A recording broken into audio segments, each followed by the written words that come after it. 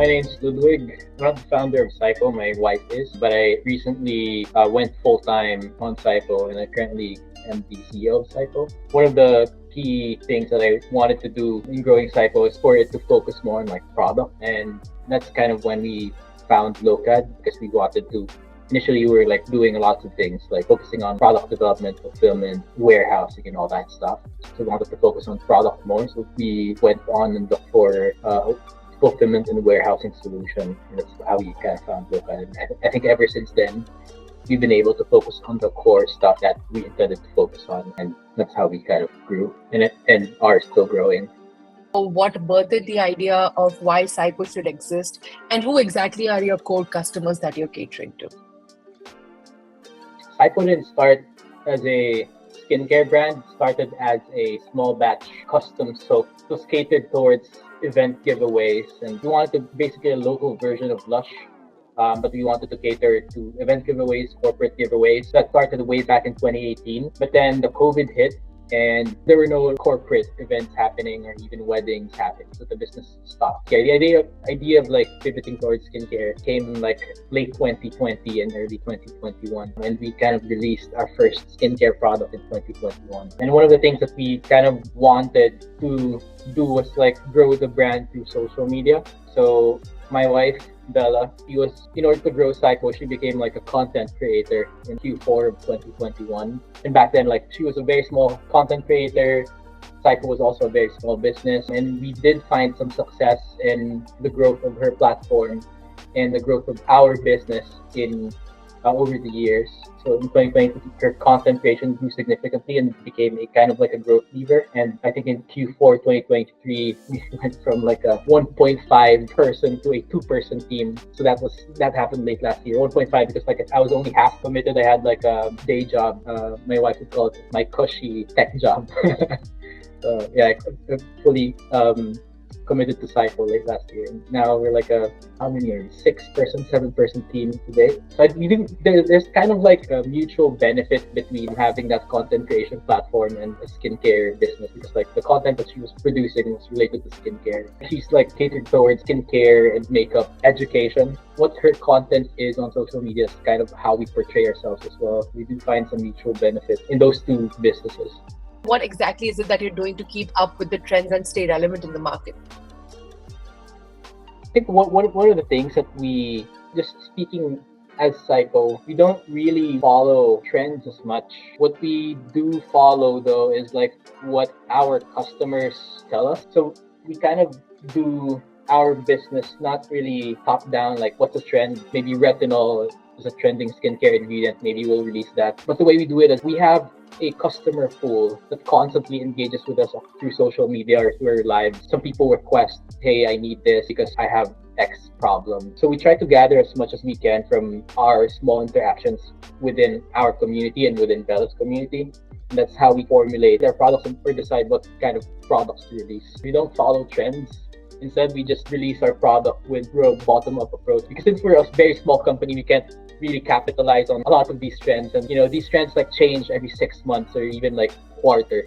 Especially in beauty, you'd see like many trends pop up in a year, and then by the next year, they're gone. I don't think that's a really long-term business strategy that we can capitalize on. We build from the ground up instead of following trends. For skincare, I think it makes more sense to do like a first principles approach rather than like follow whatever's trending. So I noticed that there's an absence of the brand.com website. So was this a conscious decision? Is there like a reason for that? Yeah, I think it's because it's kind of hard to manage. Now that we have Locad, we are making an effort to reactivate our Shopify again. We used to have a Shopify, but then we just had a hard time managing it because having to work with different e-commerce websites is such a hassle, especially if you're operating with a small team. But now that we have Locad, and now that we were slowly building up our supplies to be able to cater to many different e-commerce platforms, we're already working on building our .co site. It's activated now, but it still has our old stuff, so it's still in progress. What were your first few logistical challenges? one of the biggest headaches that we had to face when we were growing or when we were very small back when this pre-Locad was where we could store all of the boxes, all of the tapes, all of the bubble wrap. We used to just do it here where I am right now. This used to be our warehouse, this very tiny room, and we knew that we were a growing business when our operations expanded from this room to our living room and then to the next room over. So I think like those are one of the things that they're kind of hard to manage. Our initial long-term strategy was to actually look for a good townhouse where you can operate and expand, but then we also quickly outgrew that. I didn't think that strategy was like, looking back, I didn't think that strategy was too long term. One of the biggest things that we hard was finding the next place to move to. So it became too much of a hassle because we had to set up everything again, and then we had to buy a lot of equipment just so we can pack our stuff so that it doesn't get broken when it's being shipped. Then I think that's when we started realizing, wait a minute, we're not a fulfillment company. Why is this the top priority? Releasing more products instead of improving our supply chain and improving our formulation. That's when kind of like the shift happened from being everything focused company to just a product focused company, and then we let Locad handle the rest. We also got a lot of complaints because we were clogging the lobby downstairs with orders. So I think there were many times where the homeowners association was made aware of our presence in our building. What were your incoming expectations when you started to look out for a fulfillment partner? To be honest, we didn't really have high expectations of what a 3PL can deliver. When we were in the market for like a 3PL, of course, we scanned like different providers. I think one of the things that stood out to me, because I didn't have any baseline of what a 3PL could provide, was that Locad has really like very transparent pricing. It's easy to understand, okay, if I'm doing this many orders a month, I would be spending this much on Locad. Whereas with the others, I think it's kind of different. It's kind of hard to know how much you're really going to spend unless you really have to manually call the business development team and have a meeting with them and then kind of decide then and there, like if you go with them or not. So initially, what really caught my eye was the transparent pricing. And then I looked into it more. And then that's when I found out that, Locad also provides software. Great. Now we don't have to crunch our numbers, download a lot of stuff from different e-commerce platforms just to crunch numbers. And then from then on, that kind of became my baseline of looking for like different softwares to help us with like the different functions of the business. That's kind of like become my baseline for what to look for. Yeah. And so I really appreciated the fact that Locad, when I had my initial talks with you guys, you gave me like here's the price list. Here's what you can do with us. Here's how much it would cost. So that I could already, even before signing any contract, compute how much we would be spending and create at least a rough sketch of in the next few months what our costs would look like. What net positives have you noticed as a business after your partnership with Locad? I think one of the things that we really cared about when we partnered with Locad was that we wanted to improve our SLAs. So I think one of the metrics that we were looking at before was seller fault cancellation rate due to late dispatch. So it was one of the key metrics. Our turnaround time before was around 2 days, 2.5 days.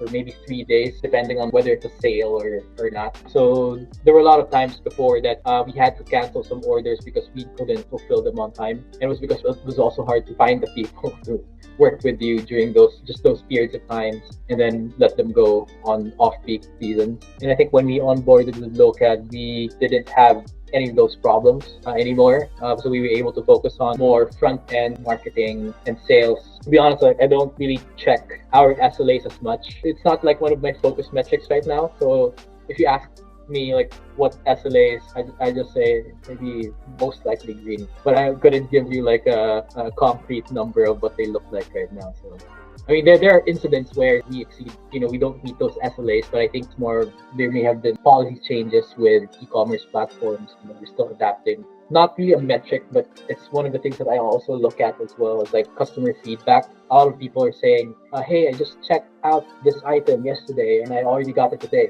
So we received a lot of feedback like that ever since we partnered with Locad. So I really appreciated that like a lot of people are getting their orders on time or even earlier than they expected. So that's especially important, I think, in skincare because like less time it spends outside or the less time, True. yeah, the better it is for the customer. So with the capability that we have as of today on the Locad dashboard, has it been able to serve its purpose for you? Like, is it doing well, like justification to the business?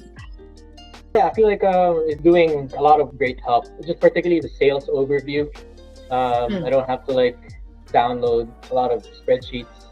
It saves me a lot of time, and I can somehow reliably track like how we're doing on a daily basis. That's good. It lessens a lot of BAU and can focus. One of the things that I'm keen on is like speed to insight. Even if it's not super accurate, as long as it's near enough, we can get the insight fast enough. We can like act on it fast enough as well.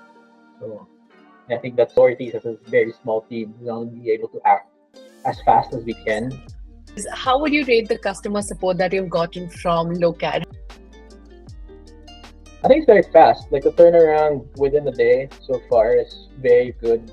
Like I have no complaints with like Locad customer support. Of all the problems that I've raised so far, I think they've been able to solve 100%. There are even problems that I've raised myself that I didn't realize weren't actually problems with the app itself, but just me. I was making those mistakes, and they've been able to clarify, that this is what's supposed to happen. Maybe doing it wrong. Do you have any plans of cross-border expansion, let's say across Southeast Asia itself or anywhere else? We do actually. One of our target countries to expand to is actually Thailand, particularly because it has a very similar climate to the Philippines. Like the way we formulate our skincare is very climate specific. So I think Thailand would be a good first place to expand to. Indonesia, particularly just anywhere in Southeast Asia. So right now we're just working on expanding our supply, and because I think we still don't have enough supply to meet our demand locally. But yeah, if we want to expand to cross-border Thailand, it's like the first place we want to expand.